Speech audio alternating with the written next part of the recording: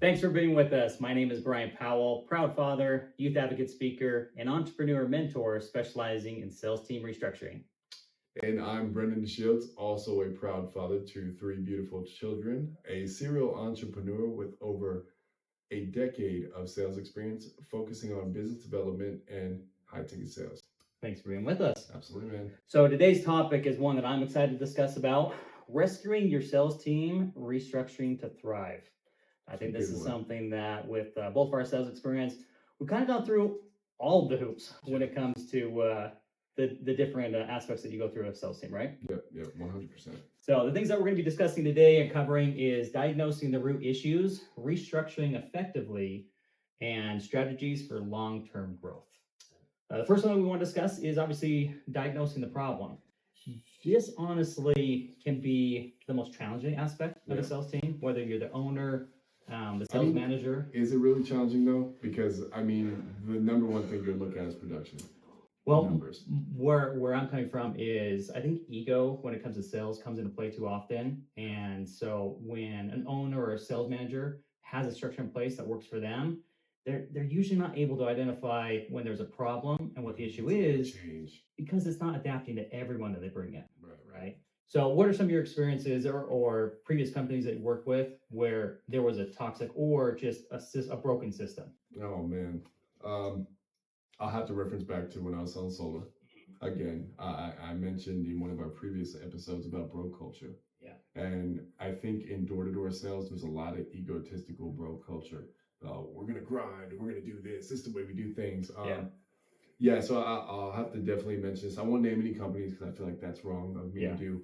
But within this company, the certain sales manager thought he had the blue pill, blue and the red pill and the black pill, purple, all the pills in between. So if it wasn't his way, it wasn't going to go. Yeah. Right. And I think that's where they saw their biggest downfall. And there was a high turnover there. Mm-hmm. Production was super low because things were not done the sales manager's way. That makes sense. And really, I think that's where you have to take a step back and take some accountability and identify what are some of the symptoms to actually identify that you have a problem. Right. So the number one would be probably missed targets, right? Yeah. You're able to do the calculations of what the expectations are in order for the company to be ROI positive. And so when either certain individuals are struggling or just as a sales floor, you're consistently not hitting those numbers, you have to identify that early on before it becomes a toxic situation, right? Yeah. What are some of the other symptoms that you can think of for identifying that there's a relationship? Employee retention, turnover. Low morale. Yeah, I was going to say, if you have, let's say you have a team of 10, right? Mm-hmm. Going into summer sales season, you have 3 months. You're finishing off with 4 or 5. Why did those people end up leaving? Exactly. There has to be a flaw in your process. Exactly. And I think a lot of that is, you have to ask yourself, some key questions. What are the goals realistic? That your expectations for the role, are they well defined even, right? Yeah. Is there team equipment that's right, where they have the right tools? Right, to keep themselves organized and keep themselves motivated. Exactly. And then are you actually having accountabilities within your metrics to hold yourself and your sales team accountable throughout the process? I don't think most companies do that. Right. I think that's the biggest challenge. That is the biggest challenge. For sure. It's very easy to set an expectation, but to follow through to where there's accountability level, that's where a lot of companies fall short. And that's the thing I see more often than not. A lot of people have ideas, right? Yes. A lot of people have these, big dreams and they want to hit these big targets, but they have no way to implement them or a way to track and structure, a way for them to get to those targets. And honestly, I had a personal experience in this. I worked for a company to where we did essentially computer cleanings. Mm. I started off as a sales rep and quickly moved up into management role. Right when I became a manager, our company, we had 2 different locations, and the owners came to us managers and said, listen, we had to let go of the previous sales manager at this other location. It's struggling, it's failing. Does anybody want the opportunity to see if they can turn around? If not, they're on their last leg, man. Exactly. If not, we're going to close it down. Yeah. And there was other managers there that had been there longer than me, and they didn't want to touch it. They knew the system down there. They knew it was a train wreck. I looked at it as an opportunity to kind of stand out to the owners. So I took the challenge and said, yeah, I'll give it a shot. And so I went down there, and that was the first step that I had to take. I had to diagnose what the issue was, right? We had they should have had a very similar system in place that was succeeding in our main office, right? So I took a week to actually identify what the issues were. Yeah. Spent a lot of time after hours listening to phone calls, trying to identify where the problems were. And I quickly discovered that the previous sales manager was actually teaching unethical sales practices, having them download a certain software to give false malware signs and viruses. Oh my goodness, just to proctor more sales. Exactly. That's horrible. So really, I identified that early on what the issue was. Now, that was an easy problem to identify, right? Right. Some companies, it's not as easy, right? You have to dive into metrics. You have to maybe identify, is the script wrong in general, right? Are we building enough emotions to actually create value in that process? So I think that's where you have to take a step back and take some accountability of, evaluate all options. Right. On the table. And it's tough. It's tough for business owners or entrepreneurs, anybody that's in that power position, managerial people. Yeah. To take a step back and look and ask yourself, what am I doing wrong, or where is my company failing? Because no one wants to admit to failure, right? We all want to believe that what we're doing is the best possible outcome. Well, in reality, sometimes it's not. But it's okay to fail, because the only way that you're going to succeed is by failing over and over and over again. One of my favorite quotes is, the first step to solving any problem is recognizing there is one. Yeah. You have to take accountability of your way might not be the best way. No, absolutely, man. So kind of going back to, my situation with previous company is, once I identified very quickly what the issue was, then I went to the owners, explained the situation, and then just rewrote a script. How receptive were the owners to that? To identifying that there was an issue with unethical sales practices, very open. Obviously, Okay. They didn't want that within What their about company. the exact information that you were bringing to them? How'd they respond to that? They were fine with that. Where it became an issue, and it was a very scary conversation to have with them, is that once I identified it, I rewrote a script that didn't have unethical sales practices. I had everybody practice it and then start utilizing it. Within that next following week, I was still listening to phone calls and learned very quickly that a lot of them were reverting back to the old sales tactics. Oh yeah. Because at the end of the day, using scare tactics, it's easy. Right? Absolutely, it's easy to money. get sales. If you build emotional appeal, people are going to buy into that right away. Wow, okay, fix it up, clean it. Exactly. We had a staff of 13 sales reps on our floor, and I only had 2 that were willing to make the transition to do it correctly. So that conversation with the owners following that was very scary, because so this guy who just automatically assumed, hey, I'm gonna jump in there, I'm gonna restructure this, and now you're telling the owner, I gotta get rid of all of your people. Yeah, so I went to them and had the discussion that I honestly felt like the best approach would be to let go of the 11 sales agents that weren't willing to make the transition, and to keep the 2 that were. That's a scary conversation to have. We're literally starting from scratch almost. Yeah. So after a very long conversation with them, they agreed that was the best approach. So really, it is a risk sometimes with companies, right? You have to, once you've identified it, it might be a big risk to restructure everything at that point. Not everything's going to be that way. You might only have to restructure a few things, but it's understanding what direction do you want to go as a company, and making that hard decision when the time comes. I mean, there's companies that do it all the time, and I mean, even look at someone like Elon Musk, right? Mm-hmm. He started off with this company called Sun City, they were a photovoltaic panel company, like they were selling solar. And in 2016, it was bought out by Tesla because Sun City failed massively. Yeah. Because they were not delivering what they said they could deliver on. So, I mean, he had to take that step back. Okay, how can I restructure this? Obviously, there's some rebranding that went into play there. Like, his was on a very extreme scale, like top tier scale. But with that being said, like, you got to take that step back. You got to look at what needs to change in order for us to be successful and create a cohesive environment for our sales team. So did he exit Solar City then? So Sun City. Oh, Sun City. Yeah, Sun City. He actually did. He technically was a buyout from Tesla. So Tesla came in there and bought it out. So he bought it under his own company, but basically. And then just restructured everything. Yeah. And that's a risk sometimes, because you're not really sure what direction you are. Sometimes companies are succeeding at sales, right? They're doing just fine, and then you discover there's an issue because you're getting too many complaints, or you're getting sales, right? But you're getting too many complaints or cancellations, something like that. It's identifying early enough to where, even if it is a big transition, to make it because you're dedicated to the direction you want to go as a company, and the values that you want to have within the company. That was the biggest thing for my situation, is when we made that decision, we had to hit so hard on anyone that came in that we brought in new, these are our current values. This is the direction that we want to go. If you're not willing to go this, we've already proven that we're willing to walk away from individuals that aren't willing to be committed to this. Right. But I mean, I'm sure that right there alone, it set that standard for moving forward. Like, hey, this is what's acceptable. This is what's not acceptable. And also to go back real quick, I think it was Solar City, not Solar City. But it's all right, man. I played football so many years. No, you're good. You know what I mean? Good. Now, one thing I do want to highlight also is it's not, once you identify the problem, sometimes it's a lot of work. Oh, yeah. You know? I mean, I remember so in that first week when I was trying to identify what the problem is, I was able to very early on, but it was also trying to identify how could I fix the problem. Yeah. Right. So I remember a time where I was in the office till 11 o'clock at night, and one of the owners stopped by, wasn't expecting me to be there, and me and him ended up staying there till 2 o'clock in the morning listening to phone calls.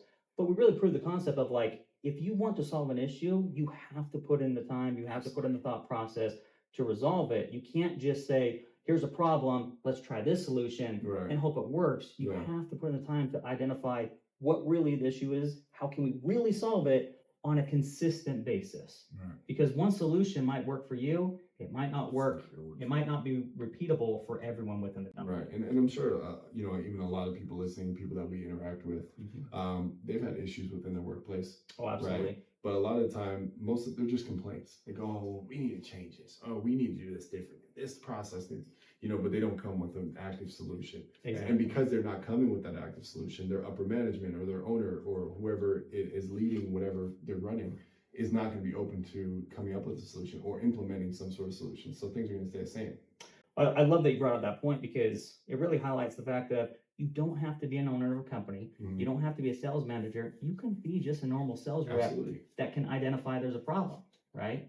Having the transparency with your company to have an open door policy for those issues to be brought up in a constructive way, versus if not, a lot of times it can be toxic, right? Because you get those one individual that's like, oh, I hate this process. I hate that we're doing it this way. Well, now it's just bleeding over into a toxic environment, and now they're becoming a negative atmosphere within the sales team. This person gossiping with this person, talking about these problems, when the sales team or the management is on a completely different page. Exactly. Right? They're thinking things are going good, but behind closed doors or near the water cooler, you know, Chatty Cathy's over here talking to Karen about how crappy their policies are. Exactly. So now we kind of want to structure, now that we've identified that there is a problem, how do we restructure the team to actually have a healthy process going forward? You've obviously been a part of some of those systems. What were some of the steps you took to start that restructure process? Yeah, so number one, I mean, once a problem's been identified, right, and we come up with a viable solution, or at least a plan to structure that solution, the very first thing that I would want to do, or that I did, was to build a team cohesiveness. How can we do a team bonding, you know, activity or something like that? Let's go to Top Golf. Let's go do laser tag. Let's race go-karts. I know it sounds really childish, but like even those little moments of bonding, I feel like it helps create this atmosphere for everyone to operate on the same page, right? With the new structure and new plan we have in place. Then something else you do to keep that revamped is have those, you know, if you're hitting certain targets quarterly, annually, whatever that may be, set a goal, set a trip. You know, hey, we're gonna go do a team bonding, and it doesn't necessarily have to be something crazy expensive. It's even like little gestures, like, hey, you know, here's some movie tickets for you and your family. Yeah. Because we've done this. But I feel like those things aside from your work, if you can build a relationship outside of work with your bosses or with your employees, it's just, your coworkers, it's just gonna trickle over into what you're doing on your every day-to-day basis. Well, and for me also, the value that I saw in once we took that step of restructuring is being as transparent as possible with the individuals. Right. You know, as far as understanding why we had to make this pivot, why we had to make these changes, and then the positive aspect of the direction that we're going in. Because more times than not, some companies do forget to involve their coworkers into the situation. Absolutely. Sometimes they just drop a bomb on them saying, hey, we have to restructure everything. This is the way we're done. They have no clue why. Yeah. Right. So having that transparency of communicating with them what the issues were, so they're on the same page and they're more receptive to the new processes that you're going to be implementing, is a critical step you have to take. Yeah, absolutely, man. So as far as restructuring, did you ever encounter a situation where you had to put in new processing systems into your previous endeavors? Yeah, I have. So a company that I work for doing inside sales, we in the office thought everything was hunky dory. Like, everything's all cool. And then, we show up one day and we see, our office manager a little off. Like, okay, what's going on here? 2 days later, we find out they've been bought out by somebody else, and now we all don't have a job anymore. So I feel like that was one of those very rare cases where, I mean, that's going to happen, right? You're not going to know what's going to happen. But I feel like if there would have been more clear communication, at least we could have semi-prepared ourselves for that, to at least know, okay, well, we need to, explore other options. We need to move this way, do this. But I think because they kept everything so closed doors, everything behind closed doors, it was such a surprise for, us. So I think with a little restructuring, a little more communication, maybe a little more transparency on where we're at that quarter, it could at least mentally prepare us for what might be coming rather than just. Well, it might not have gotten to the point where, because obviously they probably didn't tell you why Yeah, no, they were not at all. selling. I mean, making those transitions could have put them in a position of where they probably didn't have to Right. at the end of the day. Maybe it might have been a forced decision Yeah. at that. As far as like getting back into restructuring a team, one thing that I would point out too is you have to be willing to pivot again. Yeah. That first stage or whatever you try to implement might not be the best thing also, right? So it's identifying early on versus dragging out too long where you need a pivot. And I think that's where a lot of communication needs to come into play with your sales team. Make sure that you're very transparent on the process that you're going to be implementing, because early on, by you doing that, they might be able to identify, whoa. I can see personally as a top sales rep, there's going to be an issue at this juncture, right? Making that transition early. So just being as transparent as possible during that and then being willing to pivot is going to be a vital aspect of that. Yeah, no, it's. I think it's tough to create that environment, honestly, where you feel like your sales team can come to your upper management and have that conversation. So I feel like that's one of my biggest. I don't want to say it's one of the biggest obstacles to overcome, but I do think it's up there. It's up there pretty high for an owner to be extremely receptive to, okay, so and so sees a problem with my way of thinking or my process. I mean, as far as to have an open door policy, you mean? Yeah. I can see that. Yeah. What are some of the advantages of having an open door policy, especially when it comes to like your top sales reps? Well, your top sales reps are going to be your top producers. They're going to be pulling in your most revenue, right? So you do have to have some sort of level of trust in them, right? And unless something's lacking, like they're not producing, then I don't want to listen to what you're saying. But I think one of the advantages of that is these are the guys that are essentially feeding not only their family but your family. Yeah. Right. So you need to have a certain level of respect and an open ear for listening to the suggestions that they have. So I'd say that's definitely one of the advantages. I mean, can you think of another? I mean, I definitely agree with that, just for the mere fact of more times than not, whether you want to admit it or not as an owner, a lot of the other sales reps are going to look up to them. Yeah. Right? Yeah. They're going to implement a lot of what they hear. That's what's so nice about having a team environment of sales reps is you can hear somebody that's doing excellent. You have the opportunity to sit there and hear how they're selling and try to implement a lot of things. So the reason why it's so important to have an open door policy with them is for two reasons. One, you want to make sure that they're happy, right? Because they're producing. They're normally more times than not, you have 2 or 3 top sales reps that are doing 40 to 50% of your sales. Right. For most sales teams, right? So making sure that they have transparency, but having that open door policy, because if one of them turns toxic, again, a lot of those younger reps are the ones that are on the lower side. They're looking up to them, so they're going to start implementing them. So if they start doing unethical sales practices, you better believe that's going to have a trickle down effect to some of those individuals as well. Have you ever had that situation during a restructure process to where you didn't have some of the top sales reps buy in, and so you lost them? Yeah. You have to be ready for that. Yeah, no, absolutely. And again, no, I won't name a company, but I witnessed that happen. And this gentleman came in there and he was a stud, right? And he was a sales manager. And what ended up happening was, this is the same guy I was mentioning earlier. If it wasn't his way, it's the highway.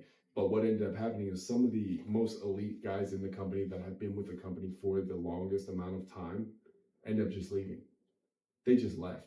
And from an owner's standpoint, you have to ask yourself, okay, having this new person here that I think is going to be unicorns and rainbows, is that worth me losing my consistent revenue I've had for, the last 3 to 5 years with some of my best top producing guys. So that was one of the experiences I can definitely mention. That makes sense. And I think that's why we have to highlight the fact of when you are rebuilding that, you have to make sure that the culture is right, right? So even if they are a top producer and they're not willing to let go of some of those habits, the ones that cause the entire team, sometimes it's not worth the production they might give you versus how much it decreases the production overall as far as the sales force. Yeah, absolutely. Goes with that. So now, one thing I do want to highlight also is what are some of the ways that we can grow strategies to expand the team once we've done the restructuring? Ooh, I think one, and I'm going to use Kellen as an example here. One thing that I think Kellen does very well is he does have this open door policy for us, but he sets out time each month to have a meeting with each and every one of us about our personal goals, our professional goals, and our financial goals. And I feel like understanding your team, seeing how they think, what motivates them, what drives them, gives you a better understanding on how they work. 100%. And honestly, I agree with you with Kellen. I mean, the fact that he has that open door policy of if there's a problem, come talk to me about it. But one thing I also admire about him is don't come to me with just a problem, come to me with some solutions to the problem, right? We might not pick that as the solution, but at least it creates that thought process to go to deep dive into how to solve it. And you're part of that conversation, and that's what's important about it. Right. So one piece of advice I give to anyone listening, hold those one-to-one meetings. And don't just hold them as a, hey, how are you doing? How are you doing? Don't do that. Dive deeper. Dive deeper into your employee psychology. Why they're thinking the way they think. What kind of issues they have going on at home. I know that might sound like a little intrusive, but I think the more that you can be open with your employee and your coworkers about certain issues you might have outside, it might help and assist your working environment and build that culture to be that successful culture you're looking for. Well, honestly, I agree with deep diving into a little bit of their personal life. Obviously, you don't have to dig deeply. Not everything. But as far as like understanding what their goals are, what are they trying to achieve? I mean, really, I think a lot of sales managers in general, all they care about is the numbers, right? Yeah. All I care about is, are you hitting your quotas? Are you doing? Well, once you have those one-on-one conversations and you identify what their goals are, you can translate those goals into their targets, right? Absolutely. One of my favorite things I would do when I managed on a call floor is when I have a one-on-one meeting with them, I would figure out what their goals are. What are you trying to achieve outside of your bills? You supporting your family or that, what are you trying to achieve? Most of the time it's going to be, oh, I want to go on a trip. I'm planning on getting married. I want to do, get a dress, or, some of the girls want to get my wedding dress, one I've always pictured, a new car, anything like that. Yeah. I would jot that down, and what I would do is I would go find that car, an image of it, print it out, and put it in a plaque to have on their desk. That's good. So every single day when they came in, they saw what their goal was, and they translated. And then the best way to do it is you translate into, okay, well, how much do you need to make extra every single paycheck?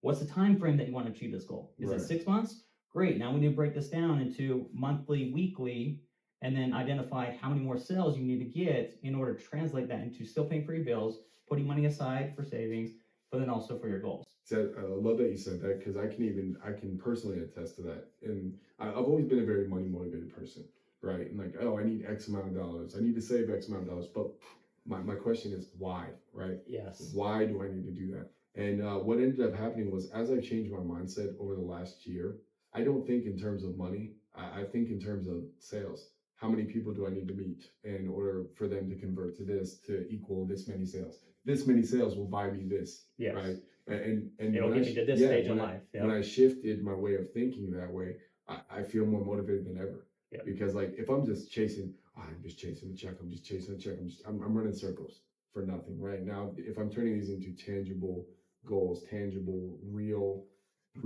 thoughts, now I'm like the most driven person alive. Exactly. And I think that's where a lot of people don't understand when it comes to sales is it has to be about more than money, right? You have to have some sort of purpose, because at the end of the day, if it's just about money, you're going to blow through it just as quickly as it comes in, and you're going to get no value out of it. So having something tangible of an actual goal of what you want to achieve, whether it's a house, whether it's a car, whether it's get married, have that as a reminder every single day, and then structure it out on how you can accomplish that. because you have to have an achievable goal, Absolutely. right? You can't like one thing I always point out too when I have those one-on-ones is sometimes I'd have somebody that's brand new, struggling with the sales, and they'd have this, this outrageous goal Oh yeah, all of the time. like, oh, I want to get a R8 or something like that in the next Yeah. 6 months. Like, okay, let's have an achievable goal. Okay, Yeah. you can still have the R8, but let's have an achievable timeline then, right? Absolutely. And we need to be working up for this. And how do we accomplish this as far as X amount of sales? Well, then you can break that even further, because that's one thing I love about sales. It's you can break everything down to a number. Oh, I don't absolutely. care what it is. I mean, I used to structure out of how often I mean, especially when I restarted that office from nothing, essentially. Yeah, I can imagine. I had to break everything down to a number. I wanted to know how many times did you get past the opening pitch? How many times did you get past this process of it? Right. And then that way, when I had my one-on-ones, I could see where you're struggling. Okay, Right. you're doing Now a great job of now getting through. fix that. You're doing a great job getting through the opening, but once you get to this portion of it, you're failing almost every single time. Now Right. we know that we need to focus on this aspect of it. Yeah. So breaking it down as little as possible really helps you identify, are those goals achievable, and then building out a system in place to overcome it on a regular basis. So what advice would you give to someone that's running a company that doesn't necessarily focus on metrics, right? Let's say, would you say that they need to focus and prioritize metrics? Absolutely, because everything can be broken down to a metric, right? Mm-hmm. I don't care what your sales script is. There are identifying points within that sales script that you can point out, right? Yeah. The intro. How many people are hanging up on you, right? Right. So, I mean, if it's cold calling, you can identify like how many, top sales agents are talking to 5% of their calls. You're only talking to one. We need to identify that, right? Why? You might be with the top 5% of ones that are having conversations, but you're failing at this specific point. Once you get to the qualifying questions, right? Yeah. You're not qualifying enough, and you're wasting too much time on people that aren't qualified. Everything can be broken down in metric. It's just how much are you wanting to lean on your sales team to track that information, right? Yeah. Because a lot of that you do need to rely on them to be honest with that in order, and that's what I always stress was, guys, if you're dishonest with this, I can't help you. No, absolutely not. If you're not giving me the proper metrics, I can't identify what your problem is, and I can't help you on a daily basis. I'm willing to do it. If I have to stay, if you're struggling, I'll stay till 10, 11 o'clock at night listening to all your calls for the day to identify what we can work on, what we can adjust the next day. But if you're not willing to be honest with that, so I think to answer your question, it's how far are you willing to go within the metrics to really identify, and also depends on the type of company you have. Yeah. What stage of the company are you in? Are you brand new? If you are, your first script that you write probably is not going to be very successful. Absolutely not. So identifying early on, having those metrics throughout the process of your sales pitch will identify where you need to adjust it. Yeah. Right? The majority of your calls is ending here. Well, guess what? Now we need to go back and we need to readjust to build either motions or anything like that in order There's some flaw in this get to the next step in the process. Yeah, that's great, man. So now let's talk about tools for restructuring. What are some tools that you would advise someone to look into using when they're structuring their sales team? I mean, obviously CRMs are amazing because you can structure out the process of, especially if you have a long process. Some companies it's a one call close. Right. You're getting the call in, you're being able to close out immediately. Other ones, it might take 5 to 6 calls. So having a CRM system to track the progress of those is going to be vital. For me as a sales manager, though, I lean very heavily on just Google Sheets. Yeah. Because I wanted to know the metrics. So it was very easy for me just to structure it out on Google Sheets to where all I had to do is implement everybody's numbers. And immediately it would just show me who's in green, who's in red for the day, for the week. And then I can make adjustments with whoever needs assistance the next day. So obviously technology is going to be huge with that. And then when it comes to script writing, if you don't have a solid script, use ChatGPT. Yeah, at least to give you an outline. To give you an outline of what the structure should look like. But don't ever just take the first thing that comes to ChatGPT. No. ChatGPT should be used to give you thoughts, to give you a base in order to adjust it. Yeah, this is the outline. Now make your own. Exactly. Right. And yeah, I love technology. It's great. But too many people are relying so heavily on just using ChatGPT. It's like they're forgetting to use their own brains nowadays. So we need to get back to that. So ChatGPT is a good thing. It's a good thing to generate thought. Yeah. but you need to get creative with you it. need to make that cohesive with your own thoughts. The other thing I would recommend is lean heavily on sales reps that are either top sellers or the ones that you trust, right? Especially if it's early on the process, you're a newer company, lean heavily on them. They can give you good insight on ideas to adjust your pitch for new incoming people. Yeah. People that aren't as familiar. Great, yeah, you might have a sales script that is amazing for people that know ins and outs, know how to overcome objections, know how to build emotions or anything like that. But is it simple enough for somebody to come in from day one that might never have done sales before and succeed with it? Yeah, because that's a tough one. That's a really tough one. Because I mean, someone that's seasoned, like yourself, to someone that's just walking through the door, never done sales a day in their life, to have a script that appeals to both, and to be able to be delivered to a potential prospect or client, that's tricky one. And I think really where that comes into play is if your script is too short. Yeah. Because you're in your mind, you think, oh, somebody that knows sales, they'll know at this point to build emotion. Right. I've written out scripts before where it says specifically, here's a script, and then a different color, so you know not to say it. Build emotion, ask 5 funny questions, because that's more directed for the newer individuals to where they might not be as aware of, hey, in this moment, I need to pause, I need to expand on certain questions to build that emotion in order for the customer to flow with me to the next process of the sales. So, good stuff, man. Great ideas. Good stuff. Well, man, I really appreciate you taking the time to have a conversation about this. Yeah. Now we want to hear from you. If you're an owner, sales manager, or even just a sales rep, have you been a part of a sales team who took drastic steps to restructure? What worked? What didn't work? Leave a comment and share your experience. Also, if you're currently struggling with anything specific in your business, let us know in the comments and we'll respond with some insight.